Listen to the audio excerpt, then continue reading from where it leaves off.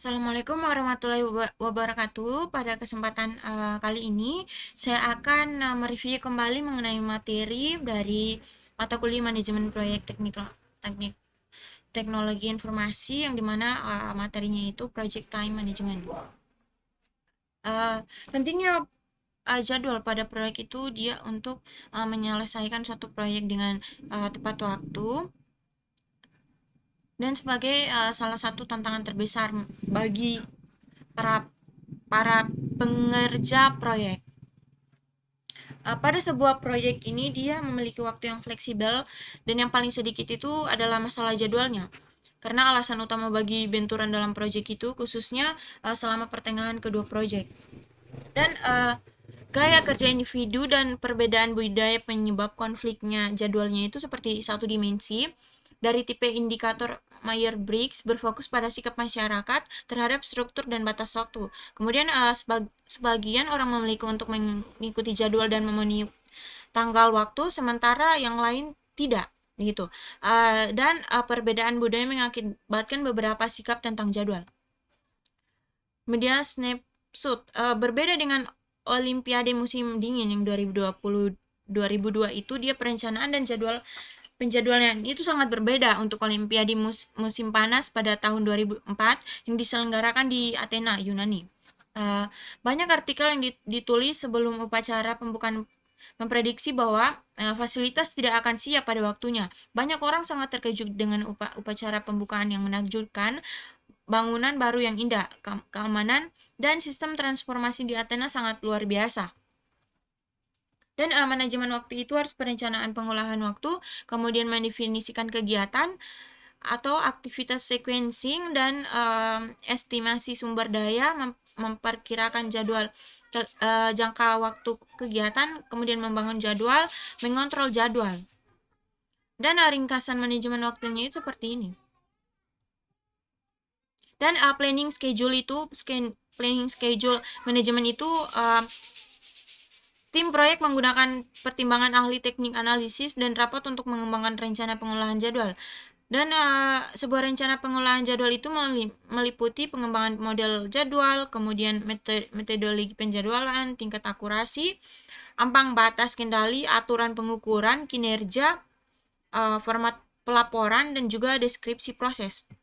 Dan mendefinisikan aktivitas itu seperti suatu aktivitas atau tugas dan definisi aktivitas yang melibatkan pembuatan WBS yang lebih rinci.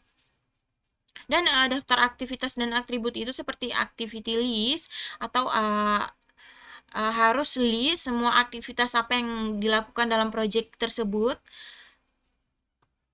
Dan juga milestone atau peristiwa yang penting yang biasanya itu dia tidak memiliki durasi atau tidak memiliki waktu dan sering membutuhkan beberapa kegiatan dan pekerjaan untuk menyelesaikan milestone yang merupakan alat yang berguna untuk menetapkan jadwal dan tujuan memantau kemajuan.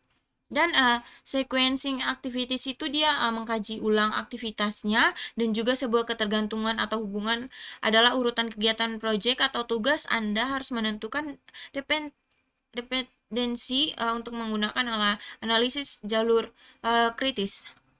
Ada tipe-tipe dependencies ini dia ada 3, minority dependencies, kemudian discretionary dependencies, dan external dependencies. Ada network diagram.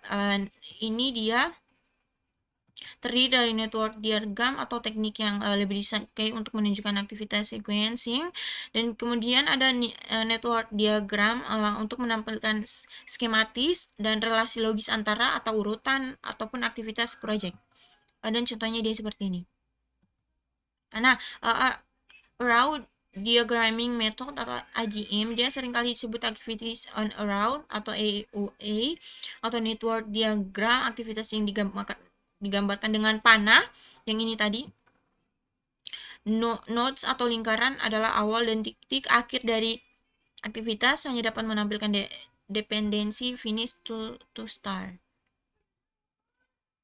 Nah, proses membuat diagram AUA ini dia cari semua kegiatan dimulai pada nodes, kemudian gambar di finishnya, dan menggambar diagram network, dan semua aktivitas dalam dia memiliki dependensi sebagai aturan praktis.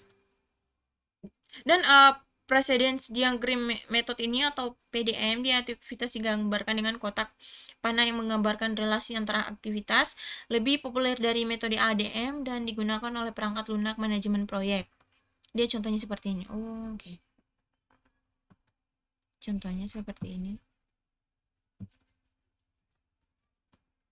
Dan estimate resources kegiatan itu sebelum perkiraan durasi kegiatan, kemudian mempertimbangkan isu-isu yang penting dalam mengestimasi sumber daya, dan juga sebuah resource breakdown struktur adalah struktur hierarkis yang mengidentifikasikan sumber daya proyek berdasarkan kategori dan jenisnya.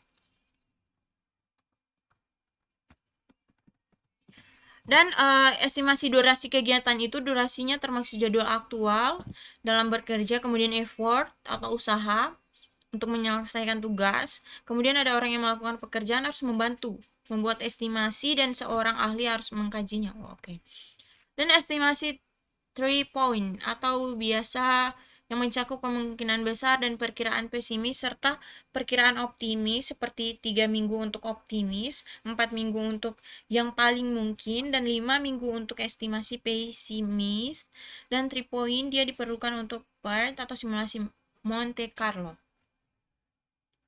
Dan membuat penjadwalannya itu harus menggunakan hasil dari proses manajemen waktu lainnya, kemudian tujuan utama, dan tools dan teknik penting diantaranya ada Gantt, analisis critical path, dan penjadwalan critical key, dan analisis BERT.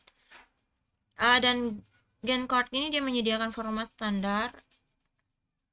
Nah, seperti ini contohnya. Dan smart criteria milestone itu dia memiliki berbagai macam contohnya. Nah, mungkin itu saja yang bisa saya sampaikan. Apabila ada kurang kata yang kurang dipahami, mohon dimaafkan. Saya akhiri dengan ucapan wabillahi taufiq wal hidayah. Wassalamualaikum warahmatullahi wabarakatuh. Terima kasih.